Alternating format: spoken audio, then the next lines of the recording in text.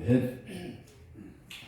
우리 한번 따라서 하십시다. 독생자 예수님을 주신 하나님. 독생자 예수님을 주신 독생자 예수님을 주신 하나님. 우리가 다른 어떤 분들에게 내가 상상할 수 없는, 상상도 못했던 큰 선물을 받았다면은 우리 마음이 어떨까요? 지금까지는 내가 전혀 꿈도 못 꿨고 그렇게 되리라고 생각도 못했고, 그렇다고 해서 내가 무엇을 해가지고 그 대가로 어떤 것을 얻은 것이 아니고, 그냥 나는 전혀 그런 게 없는데도 나에게 큰 감당할 수 없을 만큼 엄청난 선물을 주셨다면 우리 마음이 어떨까? 근데 오늘 우리가 이 성경 말씀에 보면은 하나님이 세상을 이처럼 사랑하사 세상을 사랑하셨대요. 세상을.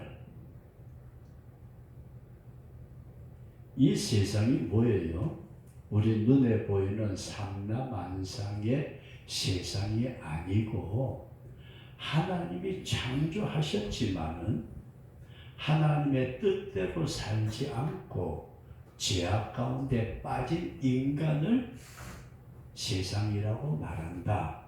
그렇게 꼭 이해할 수 있기를 바랍니다. 하나님이 저기 망산에 있는 소나무를 위해서 예수님 주신 거 아니잖아요. 죄인된 나를 위해서, 다른 사람은 다 그만두고 나를 위해서 하나님의 본체가 되시는 예수님을 선물로 주셨다. 나를 위해서 하나님의 본체 예수 그리스도를 선물로. 이것만 생각하면은 우리가 하나님이 나를 얼마나 관심을 가지시고, 다른 사람들은 내게 대해서 별로 관심 안 가지는 것 같아요. 저를 잘 아시는 분들은 저를 위해서 지금도 기도하고, 참 우리 집사님 감사하고 권사님 감사하고 성도들 감사한데, 그렇게 염려하고 기도하시지만은 저를 모르는 사람들이야 전혀 관심이 없잖아요. 근데 하나님이 전혀 관심을 두실 것 같지 않은 나에게 관심을 가지시고, 우리의 머리카락의 숫자까지 다 헤아리시고, 앉고 서는 것과 움직임과, 저는 기도할 때 그렇게 기도해요. 하나님, 나를 내 엄마의 뱃속에서부터 조성하신, 만드신 하나님, 내 세포 하나하나, 여러분들과 저의 몸의 세포가요 몇십 쪽에 돼요. 우리가 세포 하나하나를 살펴보면은 대단한 생명체라고 그럽니다. 이렇게 하나하나 그 수십만 개의 수십조의 나의 세포 하나하나를 살피시고 계시는 그 하나님을 생각하면은 뭐라고 표현을 할 수 있을까? 그래서 제가 이런 말씀을 좀 먼저 드리고 말씀을 드리려고 합니다. 어떤 조각하는 물품이 있대요. 조각 물품. 조각하는데 필요한 물품. 그러니까 조각 칼도 있을 끼고 징도 있고 뭐도 있고 온갖 조각하는 칼이 물품을 파는 분이 있는데, 이분이 이탈리아 어디서의 얘기입니다.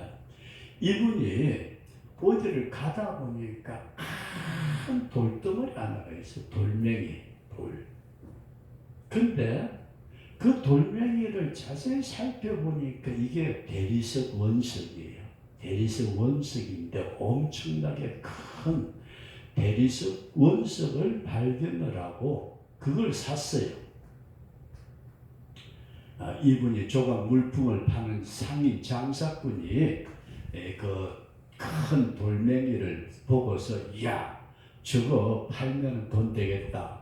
그 주인한테 가서 그 돌멩이 내한테 파서 그랬더니 그 양반이 얼마 쓸데도 없는 건데 그 양반 그 돌멩이 가치를 몰라요. 쓸데도 없는 거래요. 그러면은 그거 내한테 주면은 내가 가져갈게 그랬더니 아이고야 잘됐다. 이거 우리 집에 있어가지고 귀찮아 죽겠는데 이거 버릴 수도 없고 갖다 내버려 주자니 너무 크고 그래가지고 이 양반이 자기 집에다가 요즘식으로 말한다면 뭐 기증기라든지 크레인이라든지 끌고 와가지고 자기 집 그 가게 그 옆에다가 탁 하니 돌멩이 큰 돌 하나를 갖다 놨어요. 그러면서 거기다가 이 대리석을 팝니다. 그러니까 조각하는 분이니까 이 대리석이 얼마나 가치가 있는가를 아는 거예요. 근데 지나가는 사람들이 쳐다보니까 돌덩어리 하나 갖다 놓고 판대요. 집사님이 호기심에 나서 들어가서 물어봤대. 아저씨 이거 얼마예요? 1,000,000원이요. 돌멩이 1,000,000원 이게 그냥 줘도 안 가져갈까? 이게 안 팔리고 몇 년의 세월이 그 가게 앞에 있으니까 오히려 걸림돌이 되는 거예요. 걸림돌. 그런데 어떤 조각가가 지나가다가 돌멩이를 유심히 쳐다보더니 들어왔어요. 주인들은 저 돌멩이 판다는데 얼마요? 그랬더니 아이고 얼마고 뭐가 막 귀찮아 죽겠는데 빨리 그냥 가져가서 우리 집으로 그냥 가져가래요. 가져갔는데 이 조각가가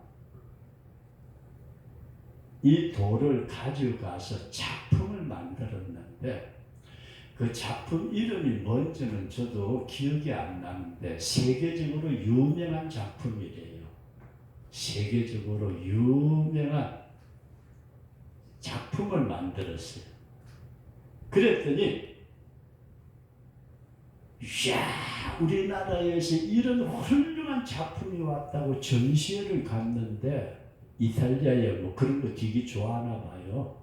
그래가지고 전국 각지에서 사람들이 몰려가지고 이야 기가 막힌 작품이다. 기가 막힌 대리석이다. 그러는데 그 이제 초청하는데 특별히 그 내빈들만 초청하는 어떤 그런 기회가 있었나 봐요. 이 조각가가 요 돌을 주셨던 그분에게 특별히 초청장을 보냈어요. 오세요. 거기 가고 싶어도 못 가봤는데 이야 그래가지고 가서 보니까 마침 그때에 이 조각가가 나와가지고 작품에 대해서 설명을 하는데 이 돌 주었던 분 있잖아요.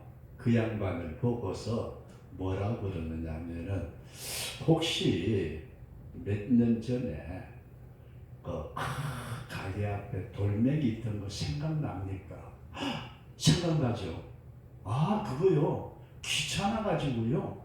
그랬더니 제가 그 돌을 가져가서 이 작품을 만들었습니다.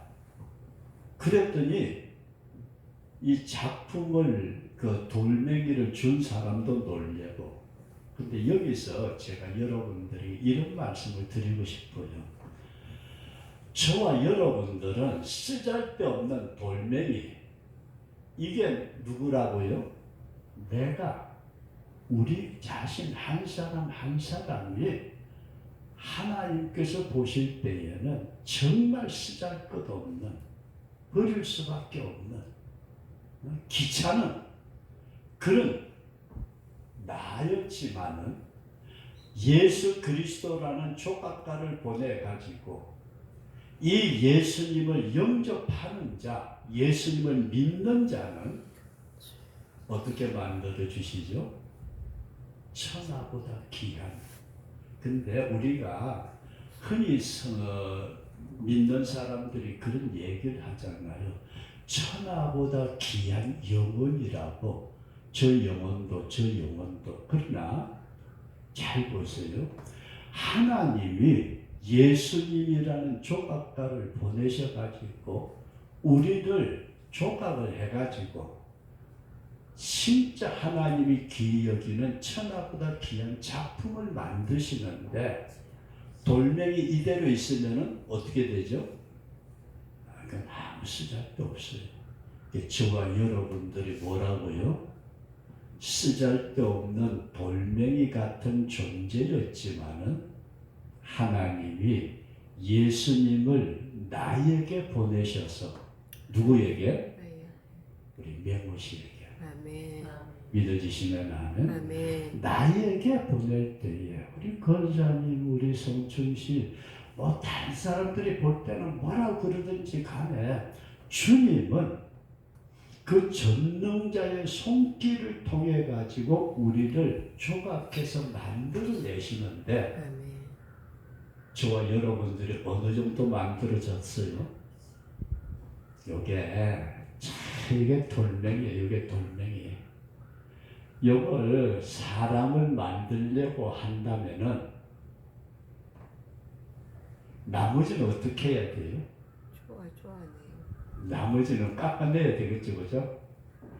요만큼 잘라낼 때 집사님이 아파서 죽는다고 소리 안 질러요?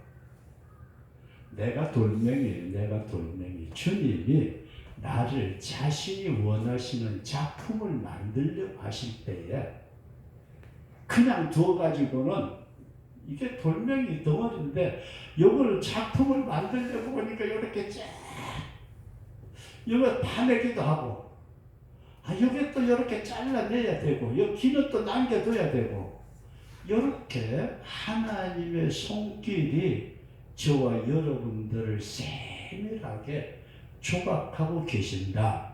아멘. 이런 믿음을 꼭 가질 수 있기를 바랍니다. 아멘. 하나님이 왜 예수님을 보내셨어요? 너 가서 저 녀석 좀 끌고 오너라.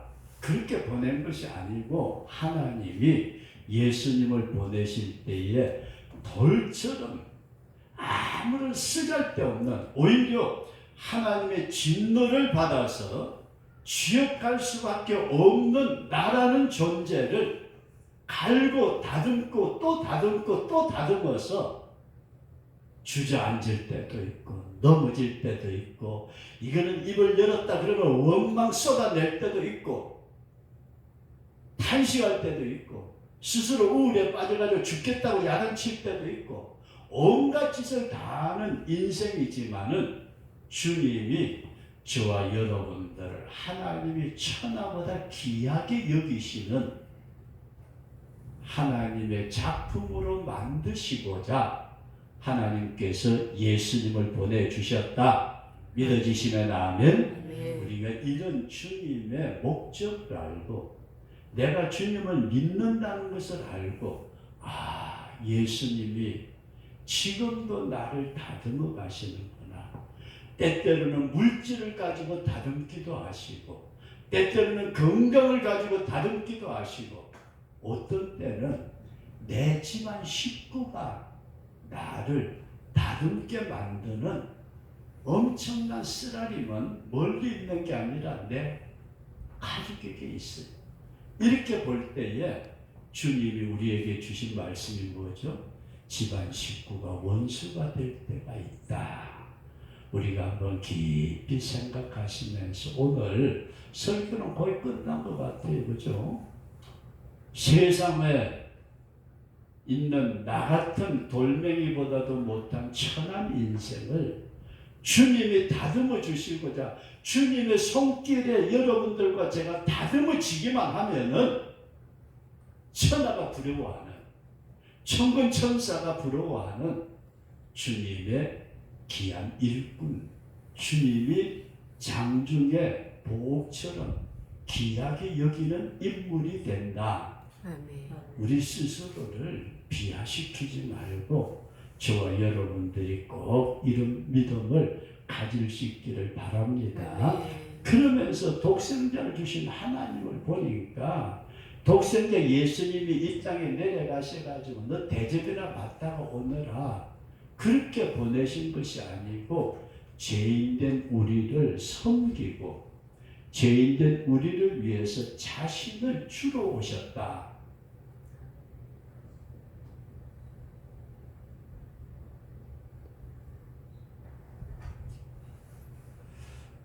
만약에 주님이 높은 자리에 앉으셔가지고 야 이놈들아 이리 와 빨리 와 안 오면 죽어 그러면은 아마 우리가 죽는다는 것 때문에 억지라도 갈 수 있을지 몰라요.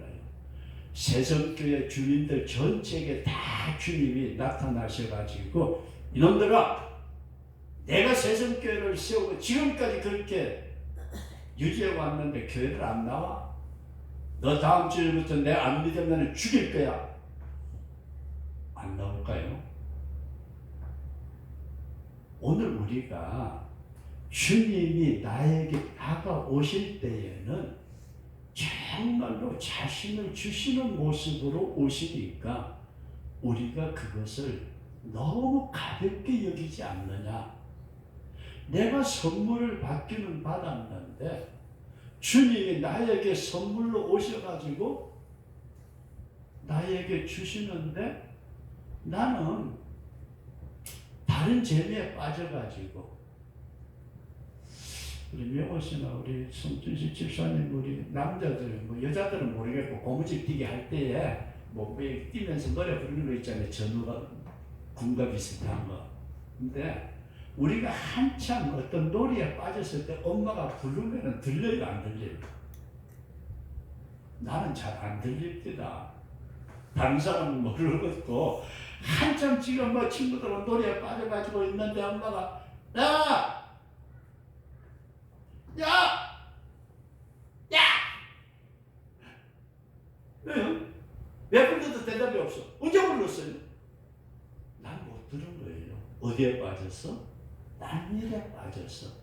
우리가 주님이 그렇게 자신을 주러 오셨음에도 불구하고 우리가 다른 데 빠져가지고 주님을 외면할 때는 없었던가 우리가 한번 깊이 살펴보시면서 저와 여러분들이 왜 주님을 받아야 했을까 하고 봤더니 우리 자신들의 죄가 너무 무거워요.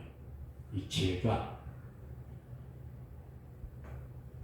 죄라는 의미는 여러분들 이렇게 간단하게 이해할 수 있기를 바랍니다.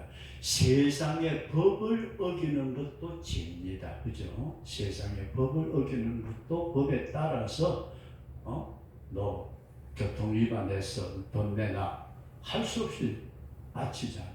그거 세상법. 그 다음에 우리는 이 법을 떠나서 우리가 도덕과 윤리가 있잖아요. 그 죄라고 말하기는 처벌은 어렵다 할지라도 뭐라고 그래요? 손가락질 받잖아요. 도덕, 윤리. 인간이라면은 최소한 도덕을 지키고 윤리를 지키는 것이 의무라고 봐요. 그러나 우리 예수님을 믿는 사람은 뭐가 죄냐? 이걸 우리가 이해를 하시면서 성도는 첫째가 안 믿었던 게 죄예요. 안 믿은 게 죄예요. 잘 보세요. 세상 사람들이 예수 안 믿는다, 안 믿는다, 안 믿는다. 그게 얼마나 무서운 죄인지 아마 지옥에 떨어지면 알 것 같아요. 안 믿는 불신의 죄. 그 다음에 성경이 우리에게 주시는 것이 하나님의 말씀이 우리의 삶의 기준이요 신앙의 잣대입니다. 성경 말씀, 성경대로 그러는 것은 왜 성도들에게 성경을 그렇게 강요하느냐 하면은 다른 데 있는 게 아니고 성경 말씀이 여러분들과 저의 생활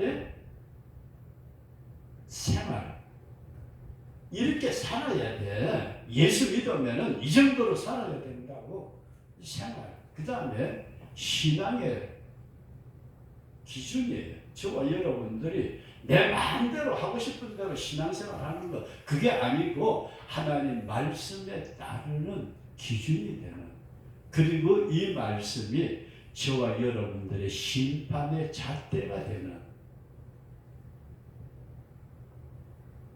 하나님이 그냥 무조건 내 죽일 놈 이렇게 하시는 분이 아니고 성경 말씀이라는 잣대를 딱 대가지고 거기 걸리면은 여지 없어요. 이거는 우리가 세상적인 용어로 빼도 박도 못하는, 이 말씀이 벗어나질 때에 이걸 벗어나지고 불신하고 벗어나지는 것을 성도는 죄라고 말씀을 하시는데, 요 죄를 우리 인간이 짓기는 하지만은 해결할 수 있는 길이 없어요. 내가 죄를 지었다. 다른 사람에게 가가지고서 다른 사람에게 내가 잘못했을 때 미안하게 됐습니다. 제가 이래이래해서 실수했습니다. 잘못했습니다. 내가 변상을 하겠습니다.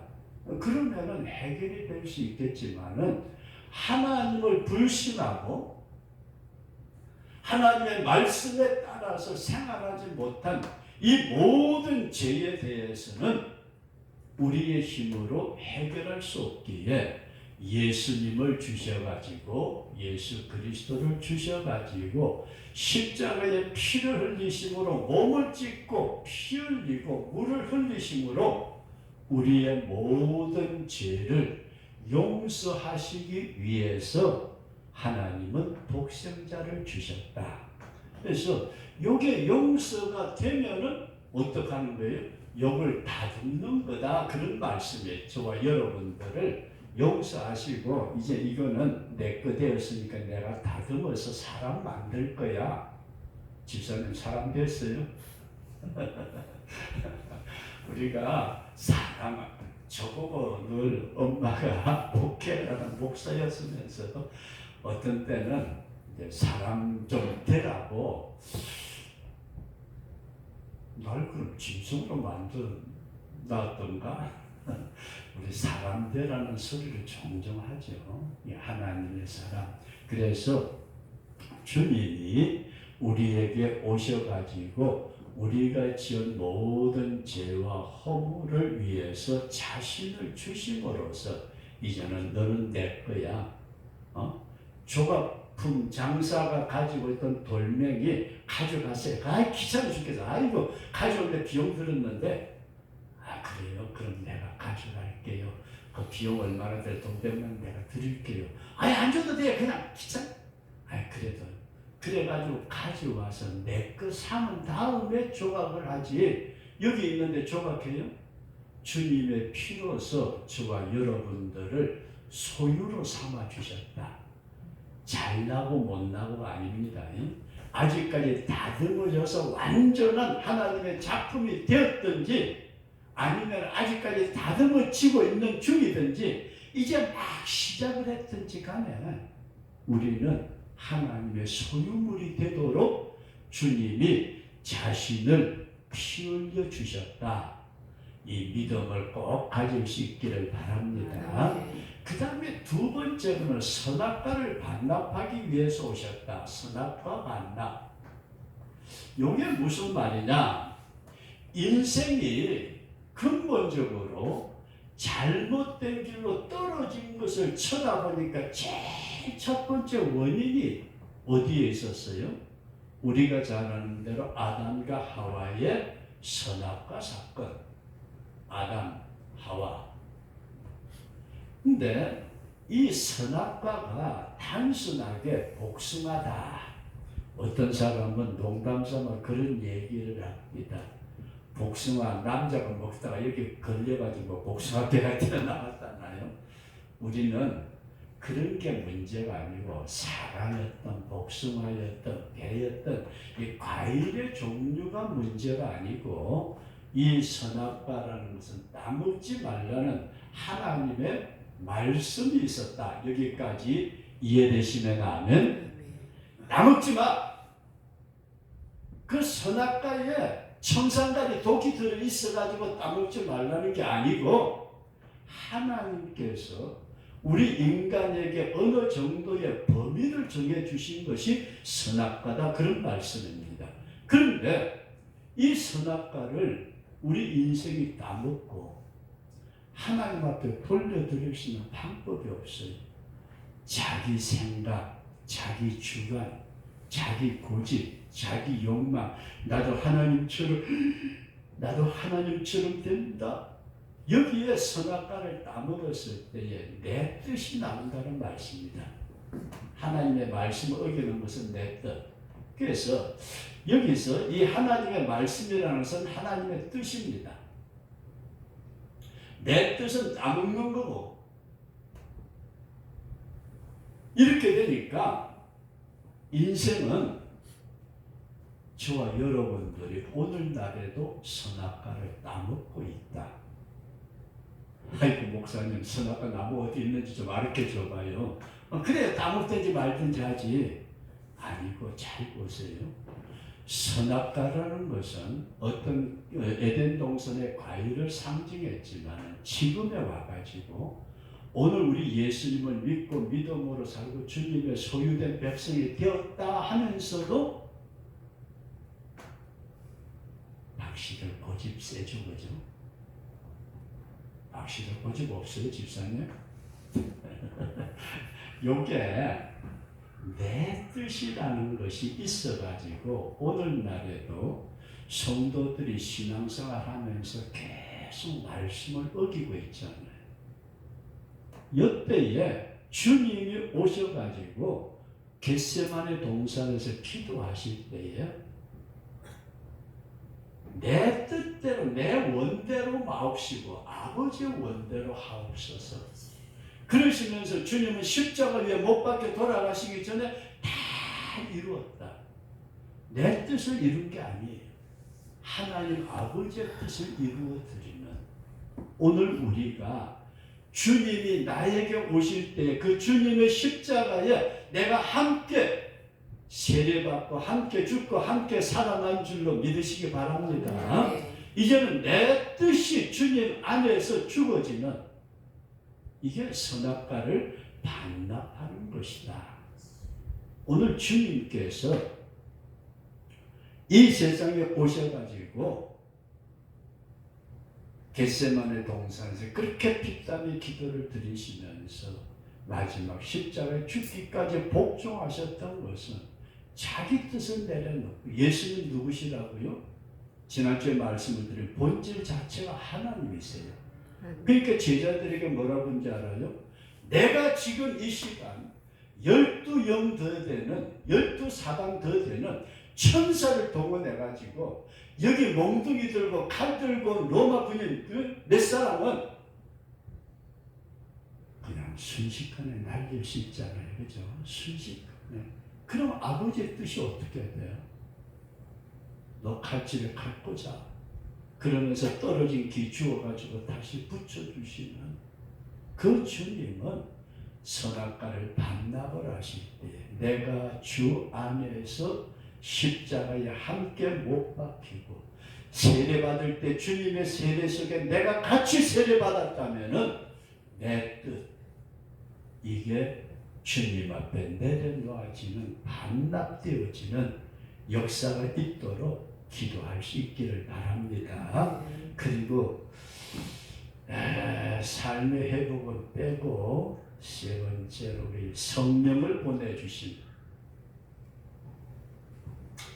삶의 회복이 세 번째인데 사실 삶의 회복은 여러분들에게 여러 번 말씀을 드려서 눈먼 자에게 다시 보게 함을 포로된 자에게 자유함을 눌린 자에게 자유함을 주님이 우리에게 삶에 회복시켜 주시는 상이고 창세기 6장 1절 이하에 나타난 말씀 보면 하나님의 아들들이 사람의 딸들의 아름다움을 보고 결혼을 하니까 하나님께서 인간을 보실 때는 영의 존재에서 육의 존재로 떨어져 버려요. 영의 존재에서 육의 존재로 떨어지니까 다음에 어떻게 돼요? 나의 신이 영원히 사람하고 함께하지 않겠다. 하나님의 신이 떠난 인간은 쉽게 말해서 죽은 시체들이 돌아다니는 거예요. 하나님하고 교제가 전혀 없어지는. 그래서 예수님이 우리에게 하신 말씀이 살리는 것은 영이니 육은 무익하다. 몸뚱아리 때문에 찢고 벗고 싸우고 별짓 다 하지만은 내 육체 100년 안팎의 세월 이 땅에 지내다가 끝나면은, 기능이 끝나면은, 영혼이 떠나면은 그냥 끝나는데, 그 영혼 속에 죽었던 죄와 허물과 죄로 죽었던 영혼을 다시 살리신 주님이 우리 속에 영을 새롭게 하시도록 성령을 부어주신다. 내 속에 하나님의 영을 부어주심으로 내 영이 하나님과 교제할 수 있는 영적 교류자가 되도록 만들어주시기 위해서 주님은 오셨다. 이게 이루어지면 뭐가 된다고요? 내가 주님의 작품이 된다. 우리가 사람 눈에 볼 때는 그 사람 진짜 별 볼 일 없어. 저요, 이제 한 번은 지내면 우리나라 나이 80이네요. 세월 그렇게 지났나? 근데 한번 가만히 보세요. 육신으로 볼 때는 힘없어가지고 비실비실거리고, 나이 들어가니까 약봉지만 늘어나고 다리가 들어놓아가지고, 딸내미가 아침에도 전화가 와가지고, 아빠! 왜? 뭐라 그랬지? 그 설교하는 걸, 이놈 자식이 엉뚱한 표현을 해. 꼬약. 설교하는 걸 보고 딸내미가 오늘도 꼬약거리겠네. 야, 나 꼬약거리는 게 뭐야? 네 신랑한테 그래 그랬더니, 난 신랑한테 잘하는데요. 아무리 입으로 떠들어 댄다 할지라도 이제 또 저녁 때면 또 퍼지겠지, 그죠? 입이 퍼지겠다 그러지 말아야 되는데, 오늘 우리가 잘한 건 다른 건 다 그만두고 주님이 나에게 오시면은 나를 주님의 형상, 하나님의 형상으로 다듬어 주신다. 아멘. 이걸 위해서 주님이 오셨다. 이 믿음을 꼭 가지시고 저와 여러분들 끝까지 믿음 붙들고 승리하는 우리 그런 성도가 될 수 있기를 주의 이름으로 축원합니다. 아멘.